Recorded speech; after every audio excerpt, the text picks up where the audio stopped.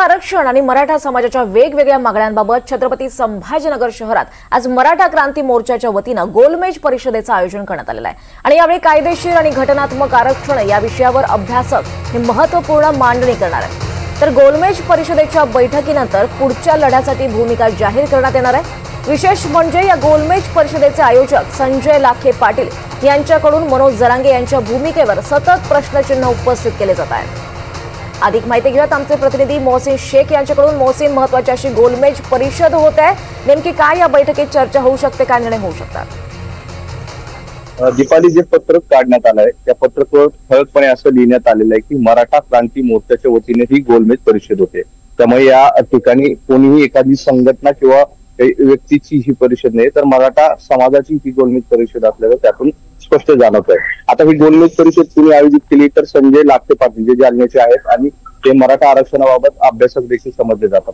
गेल्या काही दिवसांपासून ज्या पद्धतीने ते मनोज जरांगे यांच्या भूमिकेवर प्रश्नचिन्ह उपस्थित करतात, त्यामुळे आजची ही गोलमेज परिषद अत्यंत महत्वाची असणार आहे। कारण या गोलमेज परिषदेमध्ये हैदराबाद गॅजेट बाबत किंवा मराठा आरक्षणाबाबत काय चर्चा होते हे पाहणं महत्वाचं असणार आहे आणि या बैठकीनंतर काही महत्वाचे निर्णय घेतले जाणार आहे। ते निर्णय काय असणार आहे हे देखील पाहणं महत्वाचं असणार आहे। आता एकीकडे मनोज जरांगे म्हणतायत की मराठा समाजाला आरक्षण मिळालं आहे, पश्चिम महाराष्ट्र आणि मराठवाडा हे सगळं जे आहे तर या नवीन हैदराबाद गॅजेट आणि सातारा गॅजेट नुसार सगळे मराठे कुणबी म्हणजेच ओबीसी मध्ये जाणार असल्याचं जरांगे पाटील म्हणतात।